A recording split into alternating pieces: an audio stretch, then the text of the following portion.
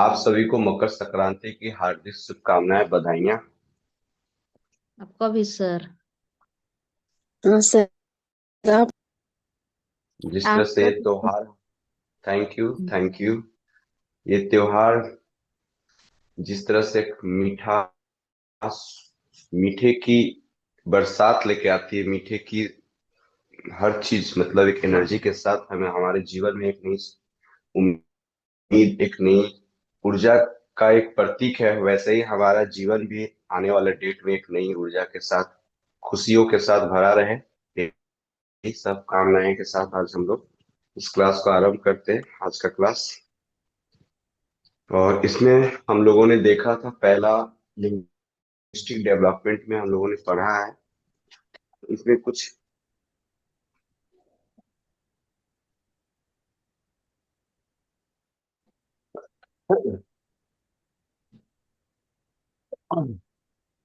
तो हम लोग देखेंगे लिंग्विस्टिक डेवलपमेंट। इसमें हम लोगों ने देखा था बिहेवियरिस्ट, नेटिविस्ट, कंस्ट्रक्टिविस्ट। तो हम लोगों ने देखा था कि बिहेवियरिस्ट कैसे लैंग्वेज डेवलपमेंट में हेल्प करते हैं, और इसके पहले हम लोगों ने देखा कि नेटिविस्ट कैसे हेल्प करते हैं लैंग्वेज डेवलपमेंट में, और कंस्ट्रक्टिविस्ट कैसे हेल्प करते हैं लैंग्वेज डेवलपमेंट में। फिर से एक बार रिमाइंड करना चाहूंगा, बीएफ स्किनर, बीएफ स्किनर जो थे बिहेवियरिस्ट का एक बहुत बड़े समर्थक थे, फाउंडर थे। वो बोलते हैं कि बच्चे के एक्सप्रेशन और बच्चे की जो बिहेवियर होता है, उसके अनुसार हम लैंग्वेज को क्या करते हैं, रीड करते हैं या बच्चों को बता सिखाते हैं या सीखते हैं। नेटिविस्ट जो होता है, नेटिविस्ट, नेटल, नेटल मतलब इनबॉर्न, बच्चे में इनब्यूट होता है बाय बॉर्न। मतलब बच्चे जब जन्म लेते हैं उनके साथ एक डिवाइस आती है, यानी नॉन चोमस की बात करते हैं नेटिविस्ट पर, कि कैसे बच्चा ऐसी कुछ सीख नहीं लेता है, उसके अंदर बहुत सारे डिवाइस पहले से एग्जिस्ट करता है, उसके अंदर रहता है डिवाइस, जिसकी वजह से बच्चे क्या करते हैं, बाहर में छोड़ देते हैं, बाहर में जब आता है, इन्वायरमेंट में आता है, तो उस चीजों को इनबॉर्न जो डिवाइस है उसकी हेल्प से वो सारी चीजें सीखती है। कंस्ट्रक्टिविस्ट में कहता है कि बच्चे लर्निंग बाय डूइंग करके सीखता है। बच्चे पहले खुद से सीखता है। इसमें दो तीन चीजें वाइगोस्की है, जिन प्याजे जी हैं, है ना। तो एक कहते हैं कि सोशल में, समाज में सीखता है कुछ करके, और एक कहता है बच्चा खुद से सीखता है। लेकिन दोनों कहते हैं लर्निंग बाय डूइंग से ही कहते हैं कि भाई बच्चे खुद प्रैक्टिस करेगा, खुद सीखेगा, है ना। तो ऐसे हम लोगों ने ये देखा था। तो ये सभी चीजें मैं आपको इसका वीडियो में दे दिया था, ठीक है, आप एक बार देख लीजिए।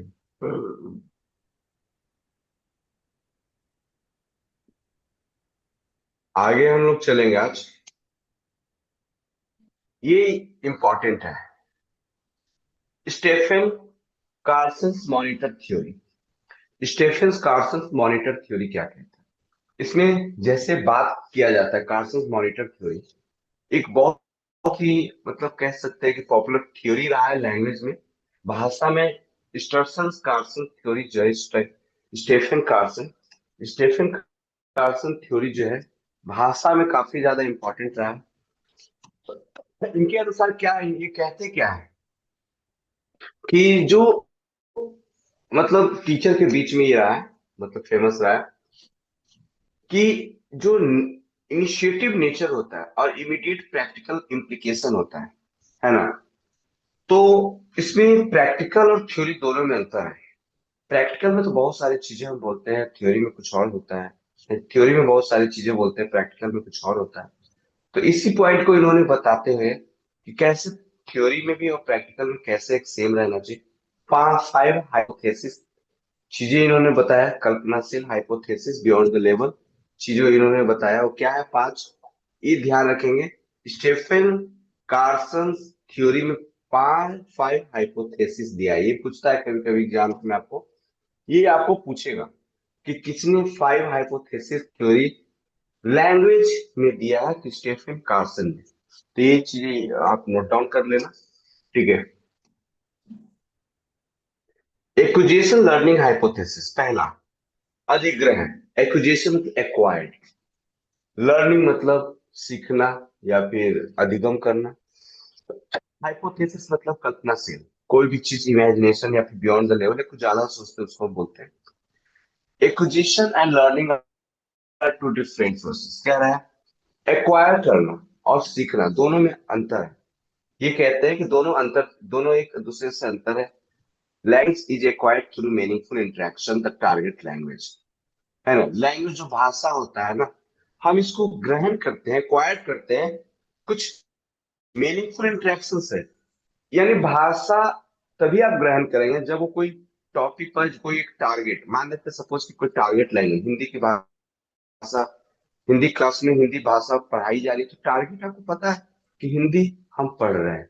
तो वहां एक टारगेट के अनुसार अगर पढ़ाया जाए, पढ़ा, है ना, मीनिंगफुल उसका हो, क्लासेस मीनिंगफुल हो, उस वर्ड का कोई मतलब निकलता हो, कोई डिस्कशन रविश ना हो, तब हम कुछ चीजें सीख सकते हैं, है ना। With no attention to form where it is learn through a conscious study process with great attention to form. Conscious कहते हैं आगे कि अगर आपके अगर भाषा सीखने टाइम में अटेंशन नहीं रहेगा, अटेंशन नहीं, मान लेते कोई टारगेट लैंग्वेज आप सीख रहे हैं, अपना भाषा नहीं है, दूसरे भाषा आप सीख रहे हैं।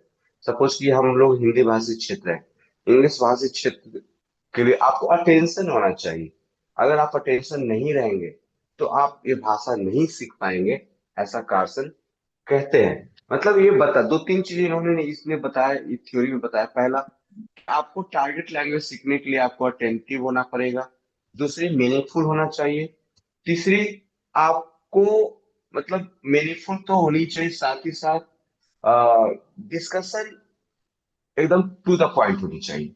इन सभी चीजों को इन्होंने बताया। इन्होंने नेक्स्ट जो थ्योरी बताया, द मॉनिटर हाइपोथेसिस में क्या, मॉनिटर मतलब वॉच करना, है ना।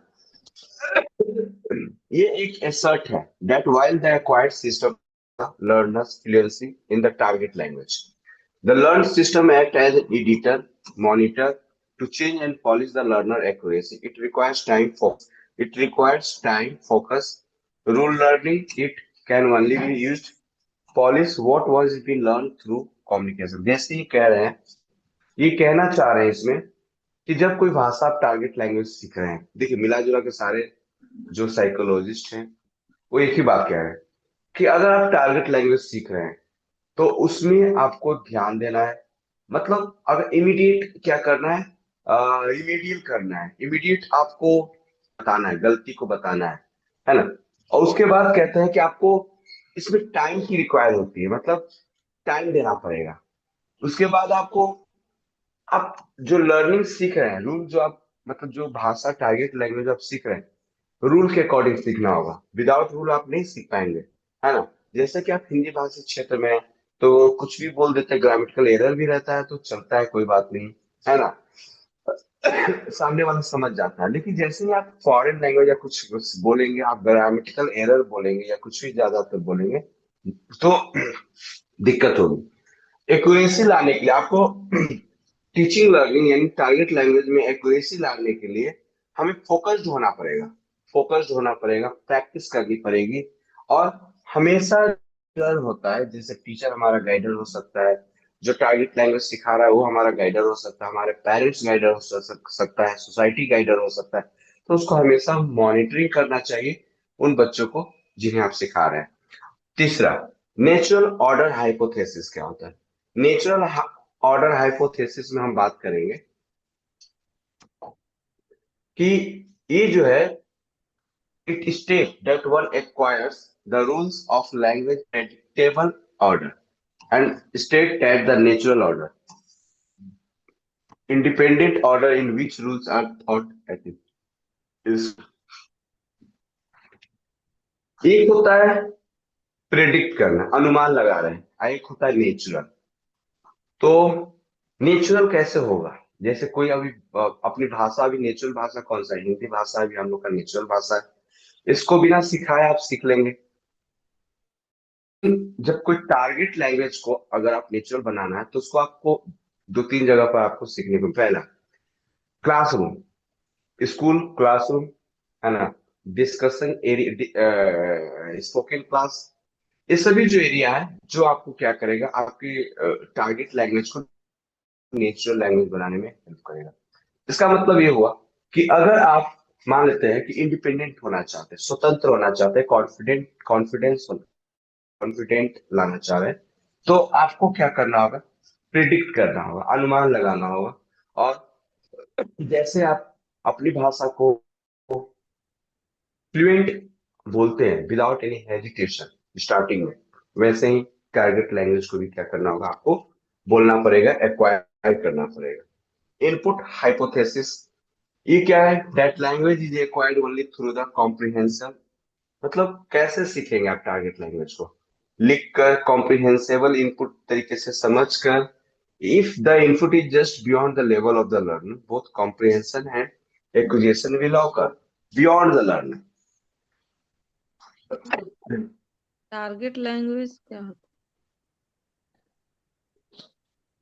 टारगेट लैंग्वेज जैसे कि जो आप इंग्लिश, अभी हिंदी आप भाषा क्षेत्र का स्टूडेंट है है? और आप इंग्लिश पढ़ रहे हैं, तो आपके लिए इंग्लिश टारगेट लैंग्वेज हो गया। अब मान लेते हैं कि आप उर्दू शुरू से जानती है, लेकिन अगर हमें उर्दू सीखना होगा तो मेरे लिए उर्दू टारगेट लैंग्वेज हो गया। समझ रहे हैं? ये तो ये सभी चीजें हम लोगों ने देखा कि द इनपुट हाइपोथेसिस क्या होता है and the affective filter hypothesis क्या होता है। तो कार्लसन्स महोदय ने ये पांच जो आपका पांच स्टीफन कार्लसन्स मॉनिटर थ्योरी में पांच जो बताया कि कैसे हम भाषा को सीखेंगे, कैसे टारगेट लैंग्वेज को हम एक्वायर करेंगे विदाउट फोकस, मतलब बिना फोकस, बिना टाइम, बिना एक्यूरेसी दिए आप टारगेट लैंग्वेज को आप नहीं सीख सकते हैं।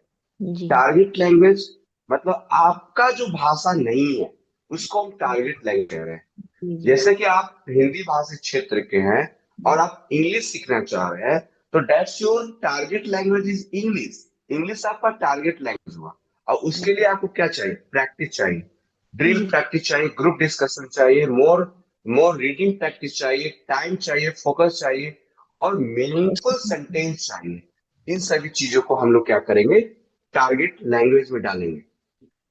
और ये सब स्टेफन कार्सन्स थ्योरी कहता है।